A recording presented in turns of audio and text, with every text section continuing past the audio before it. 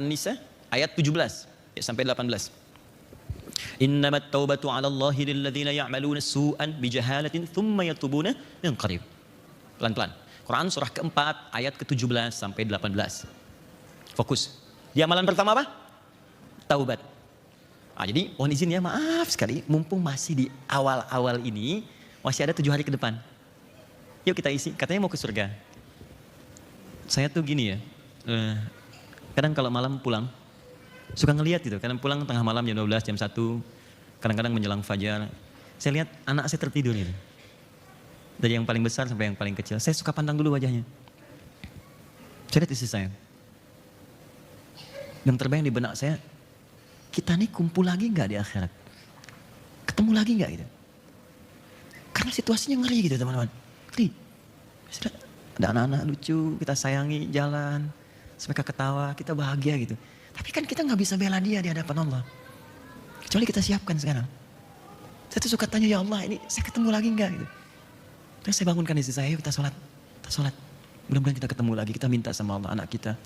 Karena berat gitu. Ya wa fasilati wa akhi wa man fil ardi jami'a. Anak ninggalkan ibu, ya ibu ninggalkan ayah. Jadi sekarang gambarkan gini ya, terjadi kebakaran di gedung ini. Anak kita tertinggal, dia teriak. Kan kita tuh histeris kan? Anak saya. Nanti di akhirat ada anak yang akan memanggil ibunya, "Mama tolong saya. Oh, tolong saya. Ayah tolong saya." Dan anak gak bisa berbuat apa-apa gitu. Apa yang bisa lakukan? Dan situasi itu kita sadari betul. Tapi kita gak berbuat apa-apa saat di dunia. Apa yang mau Anda lakukan? Mesti ada satu episode dalam hidup kita itu kita duduk dan berpikir bahwa kita akan wafat, kita pulang. Kita perbaiki. Nah, cara memperbaikinya dengan taubat ini. Duduklah. Satu keluarga duduk. Ya, koreksi diri. Yang di haji, dia wukuf di Arafah. Puncaknya yang di kita, itu puasa. Persis di waktu yang sama. Sana tanggal 9 wukuf, di sini tanggal 9 puasa. Dengan nama yang sama. Hadisnya sahih, saya bacakan hadisnya. Perhatikan kalimat hadisnya. Siyamu yaumi arafata anni ahtasibu 'ala Allah an yukaffira as-sanata allati qablahu wa as-sanata allati ba'dahu. Puasa di waktu yang bersamaan dengan wukuf orang yang di Arafah, momentumnya maksudnya. Ya, jadi waktunya tanggal 9 ditunjukkan dengan kata yaum. Yang dikerjakan di tanggal 9 itu seperti orang wukuf. Jadi bedanya puasa Arafah dengan puasa biasa, bukan sekedar menahan lapar dan haus. Mohon izin ya, bukan sekedar menahan lapar dan haus. Kalau sekedar menahan lapar dan haus, Anda nggak usah nunggu Arafah, Senin puasa, Kamis puasa, Ayyamul Bid puasa. Maaf, puasa Daud silahkan, tapi Arafah tidak. Saya tuliskan kalimat hadisnya dalam bahasa Arab. Lihat sini, saya ajarkan ilmunya sedikit. Mohon izin untuk mengingatkan saja. Yaum Siyam, Yaum Arafah. Yaum menunjuk kepada waktu, dharaf sifatnya dharaf zamani, mudhaf kepada Arafah, mudhaf ilaih, kepada hal, situasi. Dalam bahasa Arab, mudhaf dengan mudhaf ilaih kalau bersatu maka sifatnya nggak bisa dipisahkan. Paham? Tidak. Saya jelaskan dulu, memang tidak akan paham kan? Saya kasih istilah bahasa Arab. Mudhaf, sesuatu yang disandarkan.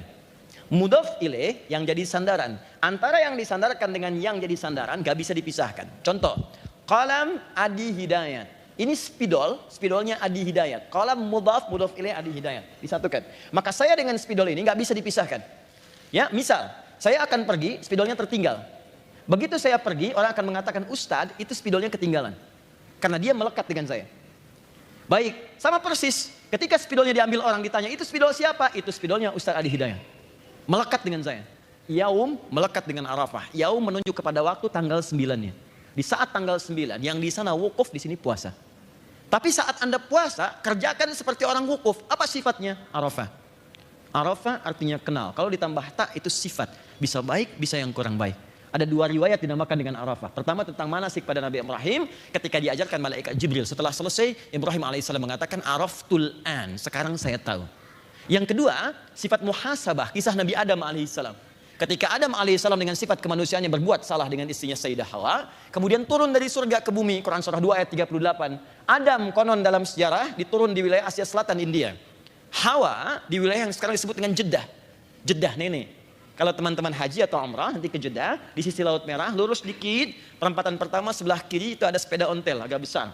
Kemudian lurus lagi, sebelah perempatan kanan kiri lurus, sebelah kanannya persis nyebrang dikit, itu ada bangunan batu bata yang tidak sempurna, warnanya coklat marun, merah marun. Itu di situ tulisannya Makbaroh Sayyidah Hawa, kuburannya Sayyidah Hawa. Baik ya, Kata sejarawan bukan kuburan, tapi itu Hawa pertama diturunkan di situ. Jadi Hawa turun di Jeddah, Adam turunnya di India. Kedua berkelana mencari. Sampai satu titik setelah berpetualang itu, dari jauh ternampak seperti kelihatan. Ini saya kayaknya kenal nih, kalau bahasa kita. Yang kata Hawa, iya kayaknya saya tahu nih. Ya pantas tahu karena di bumi cuma ada 2 orang pada saat itu, nggak ada yang lain. Adam dengan Hawa, yang lain belum ada. Belum ada Tengku Wisnu, belum ada Syiren, ada Adam dengan Hawa. Baik, diturun tuh. Ya, begitu kelihatan, merapat keduanya. Datang, naik ke bukit. Dalam bahasa Arab sebut jabal. Begitu nampak, maka keluarlah puncak sayang yang dalam itu. Rasa kasih, perhatian yang sangat dalam bahasa Arab disebut dengan rahmah namanya. Karena itu perempuan punya rahim.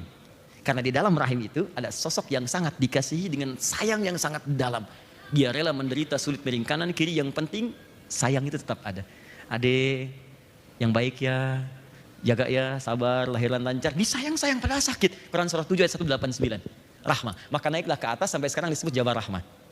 Nah saat bertemu itu, keduanya bertemu, mereka sadar kita pernah berbuat salah, makanya mengoreksi diri di situ. Yang tadi turun Quran surah ke-7 ayat 26 tadi. Jangan sampai terjadi lagi begini. Sampaikan pada anak cucu kita, disampaikan semuanya. Maka disebutlah tempat itu mengenal, disebut dengan Arafah. Kenal sifat kekurangan atau kelebihan, tambah tak di ujungnya Arafah. Kalau banyak yang dikenal, tambah alif dan ta. Arafat. Mana yang kedua? Ketika kenal kekurangan, maka kita akan mengenal Allah untuk bertaubat. Ma'rifatullah. Kenal diri kita, ma'rifatul insan. Nah, ini turunan katanya demikian. Maka setelah selesai itu, muncullah kalimat tadi. Nah, saat puasa tanggal 9 Dzulhijjah, kalimat itu dimunculkan, Siyam Yaum Arafah. Jadi kalau puasa di hari Arafah, jangan sekedar tahan lapar dan haus. Kalau cuma begini, di waktu lain pun sama. Kata Nabi, puasalah Anda sambil melakukan amalan orang wukuf di Arafah, yaitu introspeksi diri. Nanti tanggal 9 ya, mohon izin ya. Begitu Anda puasa, coba yang pernah kerja, berangkat, sambil berangkat, coba dicek. Barangkali Anda pernah melalui satu jalan, pernah maksiat di situ. Menangkap ikan di Bukit Selasih. Demikian, terima kasih.